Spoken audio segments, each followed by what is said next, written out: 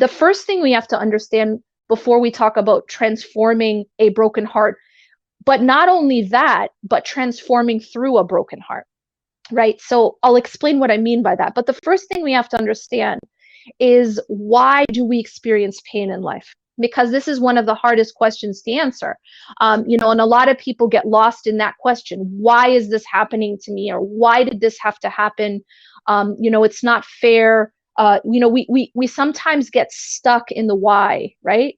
And when we get stuck in that why, we can't move forward.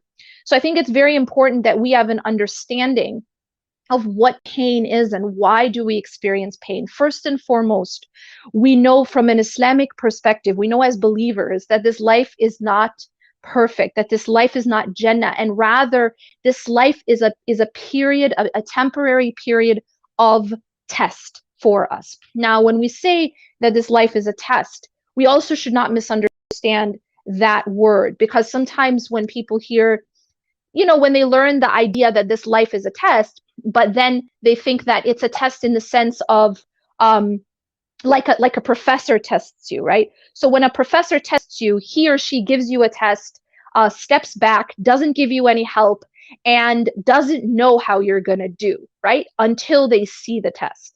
Well, Allah subhanahu wa ta'ala's tests are not like that. Number one, and this is essential, is that Allah subhanahu wa ta'ala is with us in our tests. Allah does not go away while we're being tested and just leave us to ourselves.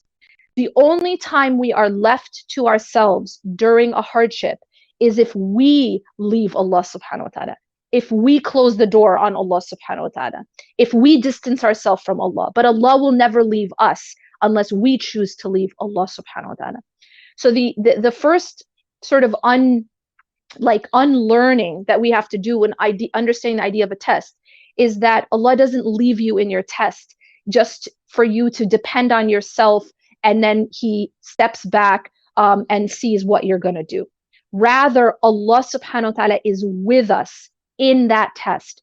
And without the help of Allah subhanahu wa ta'ala, absolutely no one could ever pass this test. Nobody could be successful without the help of Allah subhanahu wa ta'ala. So the first mistake, when we're dealing with a broken heart, when we're dealing with pain, is that we depend on ourselves. This is the first mistake that people make. Even very religious people, even very spiritual people, even very practicing people will sometimes misunderstand the idea of being tested and think that they have to depend on themselves. So many people will harden up. This is also one of the coping mechanisms that people will employ in order to sort of deal with the test. So what they'll do is they'll harden up, they'll depend on themselves, they'll be like, okay, this is a test, I can't show any emotion, I have to be strong, right? And of course, the false definition of strong usually means I have to feel nothing, I have to show no emotion, I have to be stoic about this, otherwise I'm not being patient.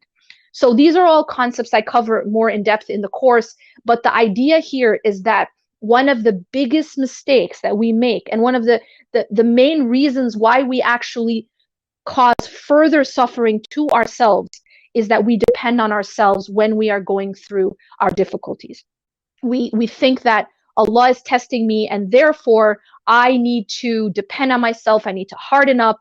There's this idea of sabr being equated with a hardness, right? That I don't cry, I don't show sadness, I don't show emotion.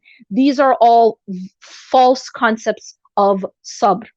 And so to understand that actually, number one, Allah is with us in our hardship, that the test itself, we are not left to ourselves unless we leave Allah subhanahu wa ta'ala.